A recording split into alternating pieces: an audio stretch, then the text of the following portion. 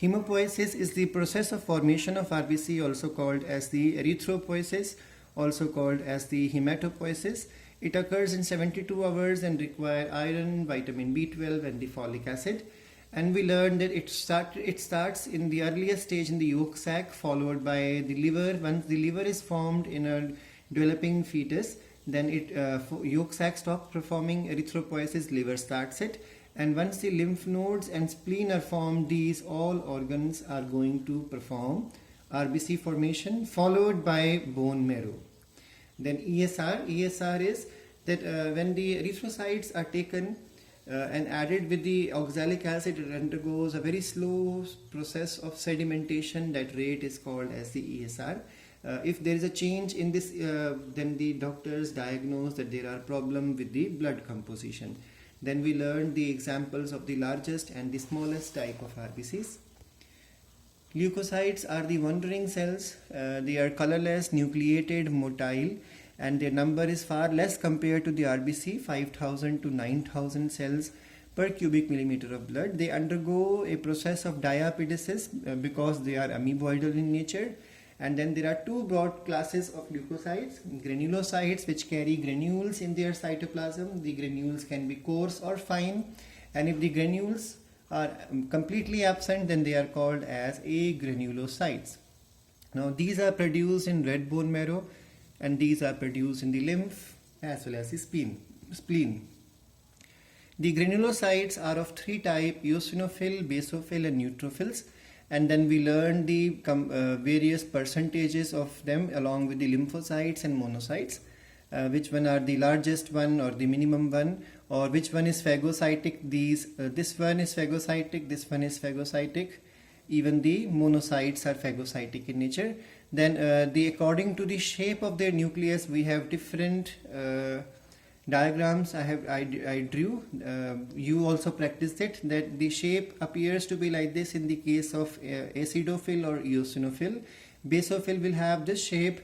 This shape is taken up by the neutrophils, and exactly round shape is of the lymphocytes, and a kidney shape would be the monocytes. Now the functions also we learned, and their number increase in what conditions also we learned in the last classes. Now the thrombocytes are the cells which are one more thing. The ratio of the RBC to WBC is 600:1.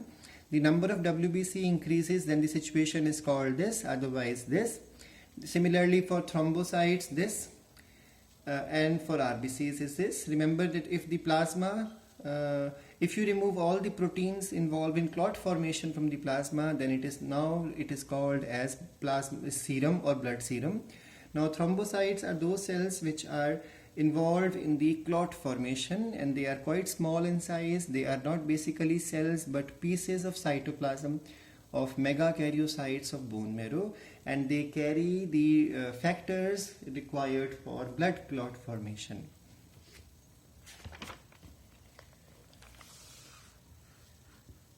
The next one is the muscular tissue, which is involved in the movement of the body. It constitutes 40% of total body weight of an individual, adult, mature, healthy individual. Then muscular cells develop from mesoderm. So remember, connective tissue and muscular tissues, they develop only from mesoderm. But yes, there are exceptional muscles. So we learned the example iridial muscle, which develop from the ectoderm. Now the muscles develop from the precursor cell called as myoblast, which give rises to the myocytes or sarcocytes. And remember that there are special terms we learned, that is the sarcolemma for the plasma lemma of the muscle cell, sarcoplasm for the cytoplasm of the muscle cell, and endoplasmic reticulum of the muscles is called as the sarcoplasmic reticulum. Remember, muscles are the only cells which have the ability to contract and relax. And then we learned the difference between, or a comparative study of the smooth muscle, striated muscle and the cardiac muscle. Just a second.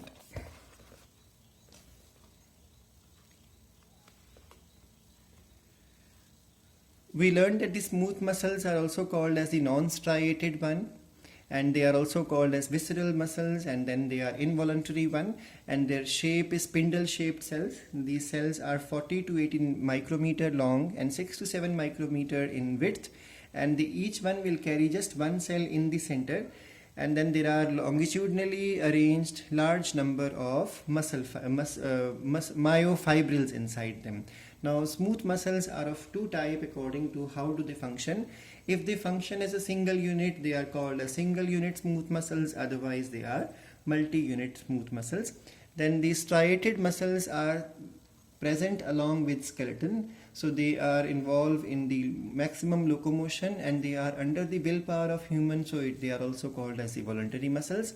And they are present as bundles of muscle fibers, and those bundles are called as fasciculus or fasciculi in plural.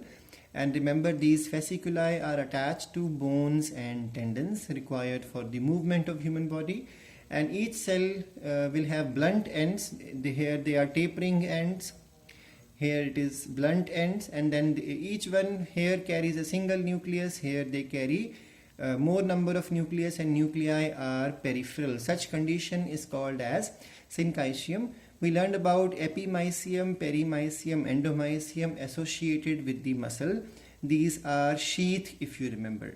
Then we learned about the cardiac muscles also, that these are present in the heart and they form the myocardium of heart. These are striated but involuntary, and they have important role of calcium and glycogen and huge number of mitochondria and intercalated discs, which are junctions, and these junctions help in transport of calcium, due to which the rhythmicity of contraction of the heart muscles is maintained.